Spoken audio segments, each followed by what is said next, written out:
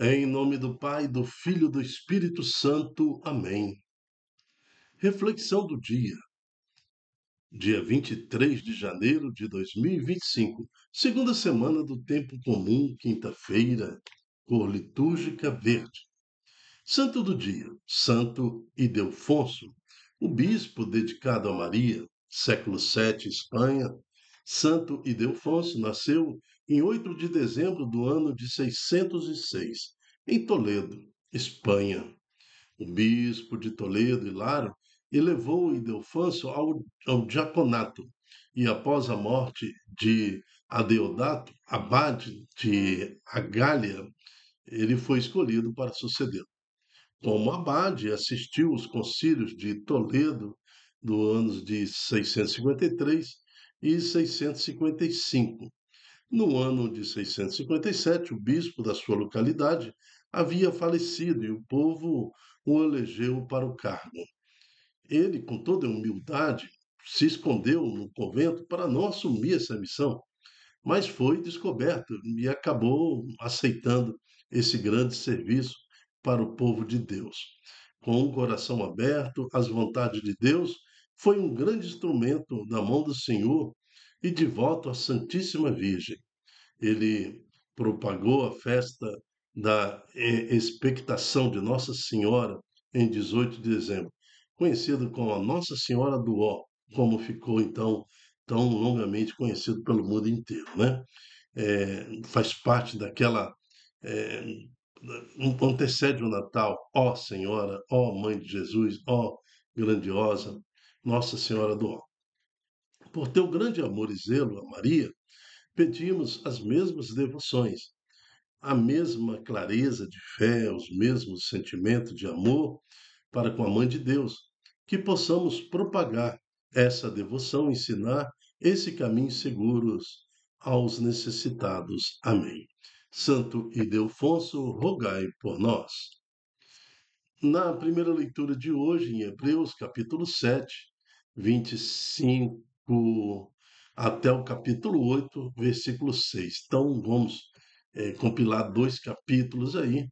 Ainda estamos naquela conclusão aonde Paulo fala aos hebreus, mas fazendo um grande resumo catequético, teológico sobre a salvação por parte do Senhor Jesus.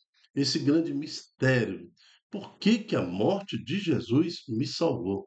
Como que o sangue derramado de Jesus limpou os meus pecados?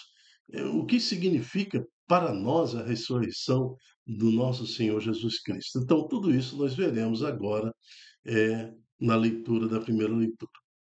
Leitura da carta aos Hebreus. Irmãos, Jesus é capaz de salvar para sempre aquele que, por seu intermédio, se aproxima de Deus. Ele está sempre vivo para interceder por eles. Tal é precisamente o sumo sacerdote que nos convinha. Jesus, santo, inocente, sem mancha, separado dos pecadores e elevado acima dos céus. Ele não precisa, como os sumos sacerdotes, oferecer sacrifício todos os dias, primeiro pelos seus próprios pecados e depois pelo pecado do povo. Ele já o fez uma vez por toda, oferecendo a si mesmo. Ele não ofereceu animal, nada, ofereceu ele mesmo. Né? A lei, com efeito, a lei, com efeito, constitui sumo sacerdote sujeito à fraqueza, enquanto a palavra do juramento, que veio depois da lei, constitui alguém que é o Filho perfeito para sempre. O tema mais importante da nossa exposição é este: temos um sumo sacerdote tão grande que se assentou à direita do trono da majestade nos céus. Ele é o ministro do santuário e a tenda verdadeira armada pelo Senhor e não por mão humana. Todo sumo sacerdote, com efeito, é constituído para oferecer dádivas e sacrifícios. Portanto, é necessário que tenha algo a oferecer. Na verdade, se Cristo estivesse na terra, não seria nem mesmo sacerdote, pois já existem os sacerdotes que oferecem dádivas de acordo com a lei. Estes celebram um culto que é a cópia e sombra da realidade celeste, como foi dito a Moisés, quando estava para executar a construção da tenda. Vê, faz tudo segundo o modelo que lhe foi mostrado sobre a montanha. Agora, porém, Cristo possui um ministério superior, pois ele é o mediador de uma aliança bem melhor, baseada em promessas melhores. Palavra do Senhor, graças a Deus.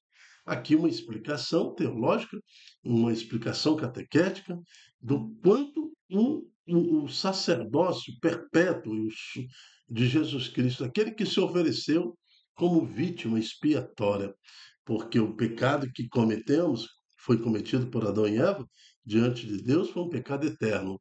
Somente o sacrifício eterno poderia nos libertar do pecado eterno cometido diante de Deus pelos nossos pais, Adão e Eva. Então, o sangue derramado de Jesus, ofertado como sacrifício perfeito, imaculado, esse sangue então nos separou, né? Nos tornou santos. E todos nós que morremos em Cristo e vivemos o nosso batismo, um dia ressuscitaremos com Cristo. Por isso que ele está à direita de Deus, Pai Todo-Poderoso, né? Porque aguarda aqueles que ressuscitarão com Jesus Cristo, para que plenamente, né, se manifeste a seu povo. Jesus também há de voltar em honra e glória para julgar os vivos e os mortos. Então, possamos nós viver uma vida de testemunho, a exemplo de Santo Ildefonso, para que possamos nós também contemplarmos um dia estar diante do Senhor. A morte física não é o final de tudo, ao contrário. A morte física nos abre para a vida eterna diante de Deus, a esperança de todos os cristãos. Amém. No responsório de hoje é o Salmo 39.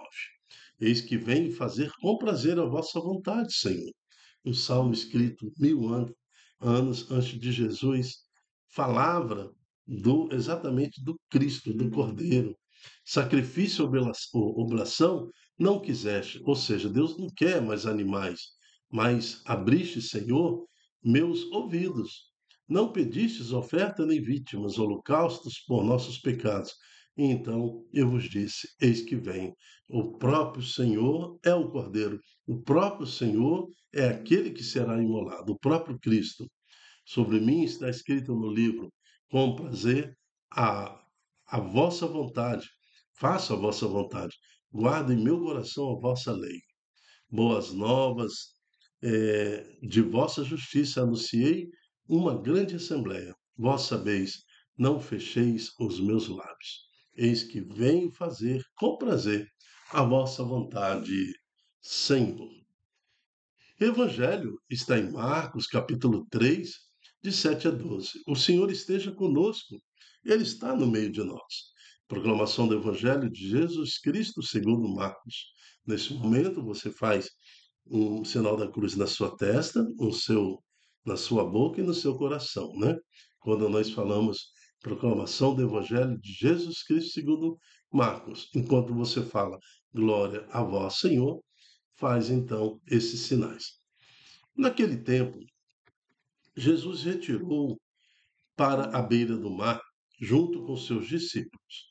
Muita gente da Galiléia o seguia, e também muita gente da Judéia, de Jerusalém, da Idumeia, do outro lado do Jordão, dos territórios de Tiro, Sidônia, foi até Jesus, porque tinham ouvido falar de tudo que ele fazia. Então Jesus pediu aos discípulos que lhe providenciassem uma barca por causa da multidão, para que não o comprimissem. Com efeito, Jesus tinha curado muitas pessoas, e todos os que sofriam de algum mal jogavam-se sobre ele para tocá-lo. Vendo Jesus os espíritos maus, caíam a seus pés, gritando: Tu és o Filho de Deus. Mas Jesus ordenava severamente que não, para não dizerem quem ele era. Palavra da salvação. Glória a vós, Senhor. Nesse evangelho, nós temos dois sinais muito fortes. Primeiro, a barca. A barca significa igreja. Jesus sobe a barca e com os apóstolos. Então, na barca temos Jesus e, ao lado de Jesus, os apóstolos. Então, a barca é da onde surge todo o poder de Deus, quer manifestar o seu poder, né, sua palavra, ali em cima de uma barca, que é a igreja. Então, Jesus está na igreja também com os apóstolos, os bispos sucessores dos apóstolos, e é na igreja que é manifestado este poder, né? Com efeito, Jesus tinha curado muitas pessoas, e todos os que sofriam de algum mal jogavam-se sobre ele para tocá-lo, para ser curado. Aqui, diante da barca, quando nós buscamos Jesus, os espíritos maus caem aos pés de Jesus. E o espírito mau tem que gritar, gritam, tu és o Filho de Deus. Porque é o único grito que resta aos espíritos maus, reconhecer que Jesus é o Filho de Deus, né? Reconhecer que o Senhor tem todo o poder, né, toda a honra, tudo, assim como falou no Salmo agora, acabamos de ver no Salmo, né, só Ele tem esse poder, só Ele faz a vontade de Deus. Eis que venho fazer com prazer a vossa vontade. Assim então se manifesta Deus através da sua igreja.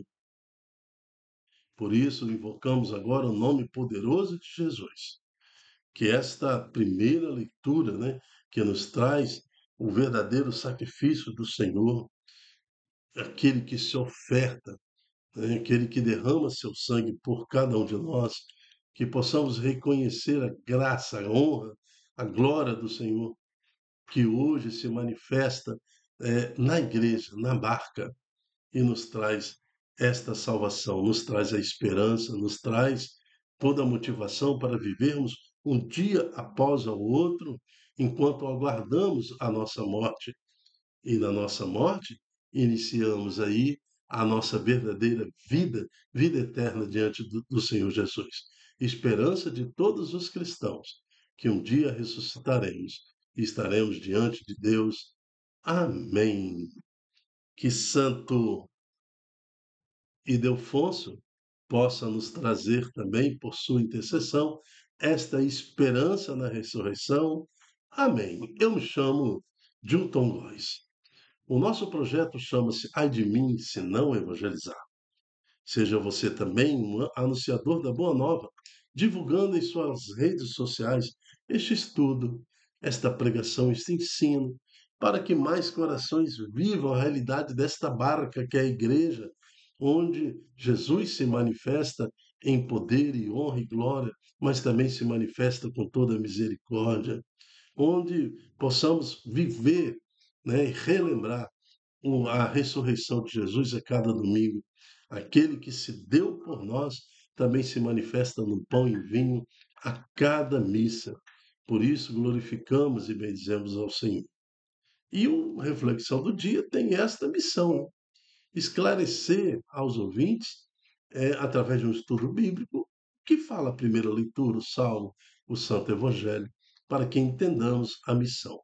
A Santa Igreja te convida a uma conversão plena e a aceitação da salvação em Jesus Cristo.